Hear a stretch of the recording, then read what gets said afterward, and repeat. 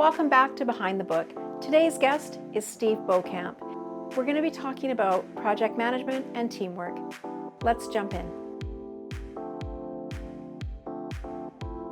Welcome to Behind the Book, where I am your guide, Heather Andrews, unraveling the captivating stories from behind the pages. Join me as I sit down with authors from the literary landscape to delve into challenges, inspirations, and untold tales that breathe life into their written worlds.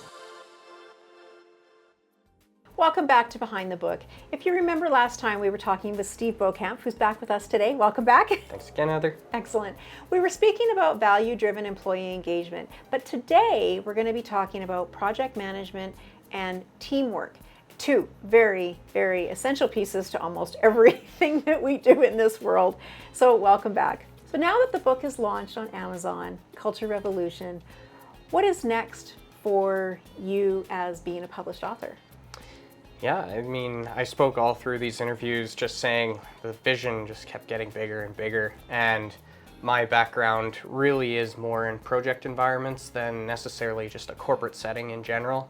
And I want to have that opportunity to bring in psychology and change management and all these other new crazy theories that are coming out, agile, Kanban, discipline agile, whatever else that I learn next, and really bring it all into something that can be more comprehensible for people. Because while the concepts are fantastic and everybody likes to speak about them, and even if you look at project management as a whole, there's really this large scale adoption that's occurring. I think people are daunted by it. And so going through this opportunity to speak more about organizational culture and how you can change, now there's this concept of how can you leverage it, right? Mm-hmm. Well, when you think of organizational culture, there's a project management system there that's got to be implemented to bring the culture into the corporation. It's true, so it's a natural step. Excellent. And when we just rewind for just a second, and when we talk about project management, some of our listeners may or may not know what all goes into project management. So can you just give us like a little bit of an overview as to how important managing a project is and all of its little components that it goes? Yeah, project management, being this ever elusive term of really defining what it can be or what it is really just about structuring something to make sure that you're getting from point A to point B. But at the end of the day, the one thing that is different about it is it's not continuous, right? Projects, by definition, have a set start and hopefully a set end date. Yeah. And so that's where change is really an odd concept, and as well as a lot of these change theories that are coming through, it's harder to implement when it's not on a continuous improvement cycle where right. You can constantly iterate and it'll get better tomorrow and we can take this one step. It might be completely different in a project environment where you now have to implement something maybe at the start, not at all. Sometimes change can be detrimental, right? Right, exactly. Just kind of like taking all of the topics that you just mentioned, like change management, project management, teamwork. When we think about those three things, I mean, when there's a project, there's change occurring, and you need the right team to implement that change or that project. What are the key components to bringing in the right team for a project? What is looked at? Yeah, so I want to make sure that I define this very carefully because change management can come with, just sending out, hey, our scope has changed. Mm-hmm. And while that is change management, there's this other aspect of change management, which is more on the human side, our processes, our how we're going to go about this work that really needs to be considered. And so bringing in that team, they can be disruptive to a project, right? And so sometimes it's best to use who you have, sometimes it's best to use outsiders. And one thing that I think is really important to note is everybody speaks about lessons learned in a project environment, and we collect them, and then what do we do with them? Yeah. And this is an opportunity now to speak about how that can really get brought into the fold. Does it happen during a project? Does it happen after, at the start? And with what people is a good point, because I think in this case, it really has to come from your critical leadership group in a project. Mm-hmm. And while everybody can be a part, that's kind of a different shift from what I just spoke about, right? Right. Well, there's a psychology piece too, to that change management perspective. And prior to coming into this episode today, I think we were talking a little bit about, change champions and change leaders and stakeholders. And so when you're talking about implementing the psychology of change and coming from a psychology background, why do people resist change? Oh, man. Change inherently is hard. Yeah. And if nothing else, the disruption is, I think, mostly what gets people. Again, going back to what we just spoke about through all these other, people want to perform.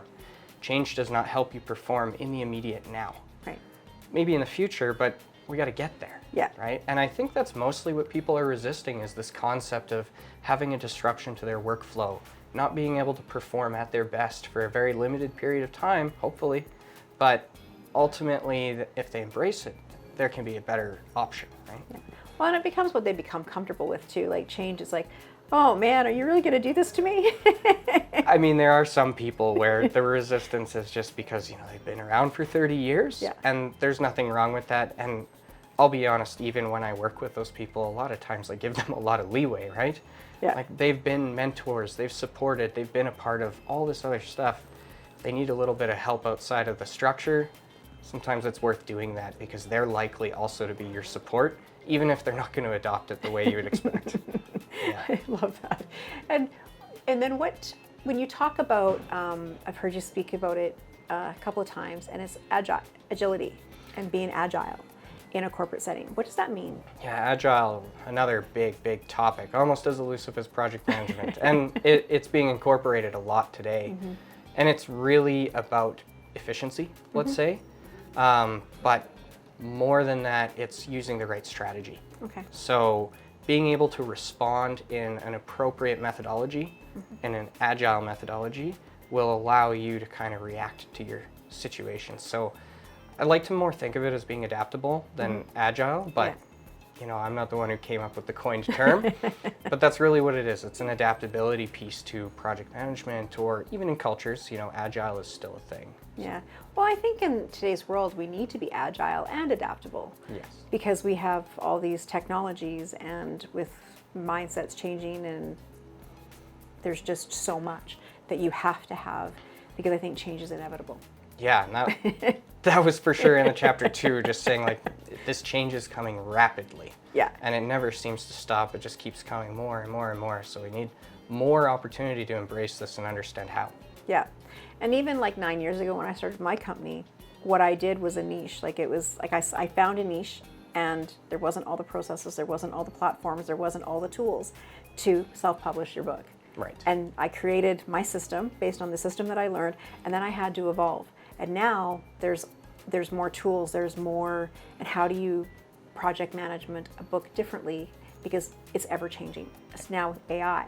So there's all of these things that you have to deal with. And so I just love how you brought that to the forefront today with project management, teams, agility, adaptability, and then all of those pillars that you encompass in your chapter, because they're all very relevant to the topics today.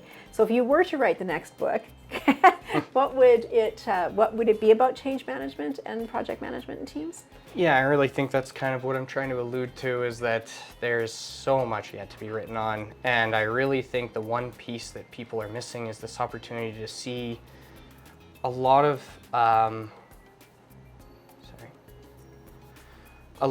bringing in these concepts that are being applied, again, inside of a corporate setting, now to project settings. Going back to what I was speaking about before with kind of being out in the field and them being the last to change and iterate, I think now's the time. And they're bringing in these concepts, but there's resistance, and there's a lot of conceptual challenges to bringing this theory that works here and applying it here. And so I'd like to write about that in the same way that I got the opportunity to write about organizational culture. We'll talk more.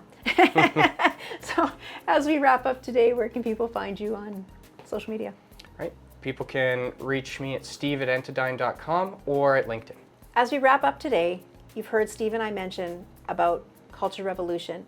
The book is available on Amazon with 13 industry experts that talk about all facets of corporate culture and their experiences from story to expertise. Make sure you go get your copy. As we close another chapter on Behind the Book, I want to extend our heartfelt gratitude to our wonderful authors for sharing their stories. I'm Heather Andrews, reminding you that the adventure doesn't end here. Keep turning those pages, and I will see you next time.